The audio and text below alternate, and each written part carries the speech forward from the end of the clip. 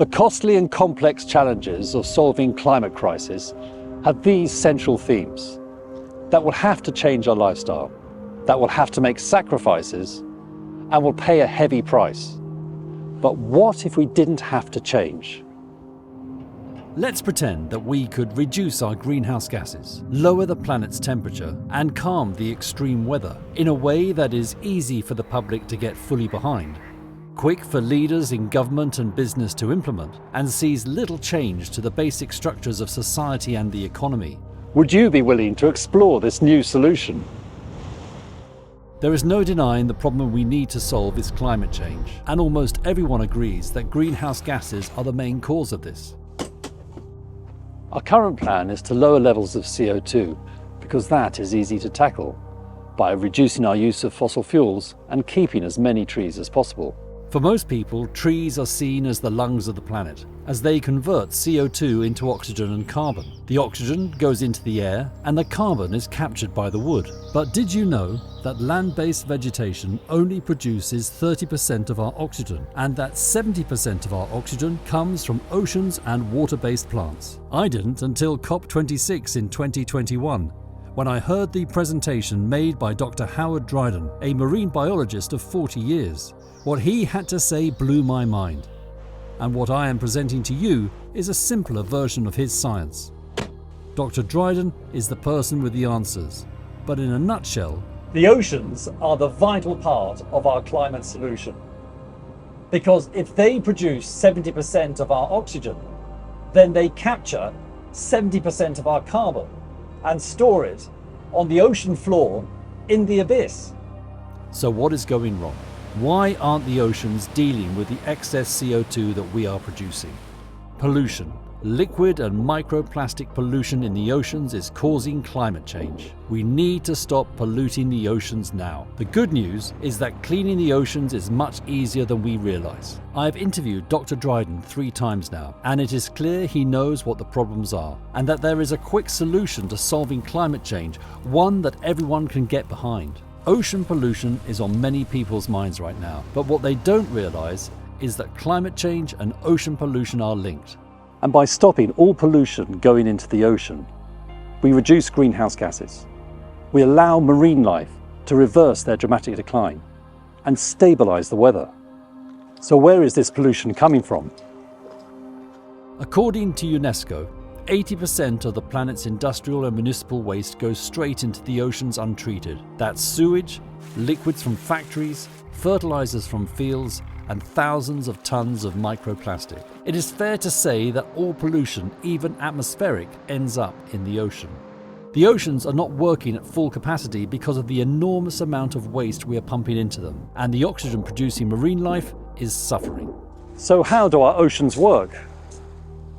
The main source of ocean oxygen comes from phytoplankton. They are tiny, but work in exactly the same way as land-based plants. They take in CO2, create oxygen, store carbon, and are eaten by copepods and other marine life. The copepods transfer the carbon to the ocean floor either through their poop or their carcass when they die. Given the right conditions, this process can consume 30 times the amount of CO2 our industry can produce. Currently, there are 5 gigatons of copepods in the ocean. They migrate twice a day and move as much water as the moon does. Not so long ago, there used to be 10 gigatons. That's the effect our industrial and domestic waste is having on the oceans, on our oxygen-producing oceans. And if we don't stop polluting our water now, the copepods will be gone.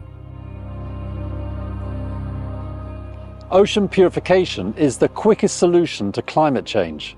In industry, it has been common practice to assume the oceans can take whatever we pour into them. In fact, the expression, dilution is the solution to pollution, is widespread and wrong. We need to change our way of thinking. We need to ensure that all waste going into the oceans is as close as possible to drinking quality. We need to do no harm.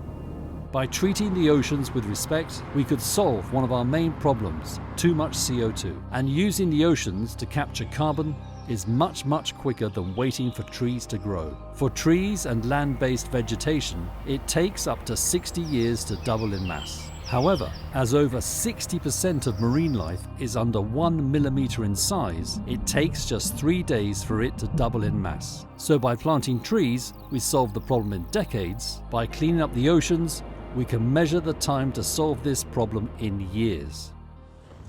Clean oceans are the quickest way to solve our CO2 problem, but we have to act now. Speed is essential as the chemicals in municipal waste are making the oceans more acidic, and the copepods, as they are carbon-based, will soon dissolve. If we carry on polluting the oceans, in about 10 to 20 years, our oxygen-producing marine life will collapse.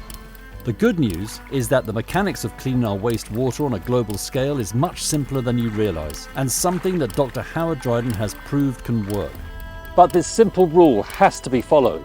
All waste that goes into the ocean needs to be close to drinking quality. However, this doesn't mean building vast amounts of Western-style water treatment plants around the world. It would take too long. They are resource-hungry, high maintenance, and don't benefit local communities. What Dr. Howard Dryden is recommending is a series of lagoons that treat the water over 12 days instead of our current 12 hours.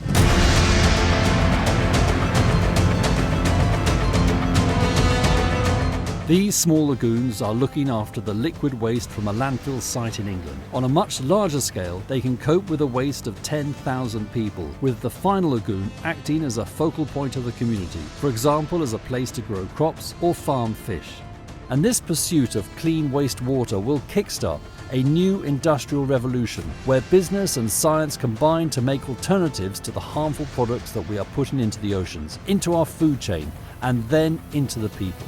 The economic, financial and business systems can remain in place, they just have to stop polluting the oceans. It would be a 20-year sprint, a motivation of governments and public that the world has never seen, with cleaner oceans and more predictable weather as the goal. Purifying our waste and preserving our marine life has to be worth considering and then acting upon. But we've waited too long. We have to act now. Are you up for the challenge?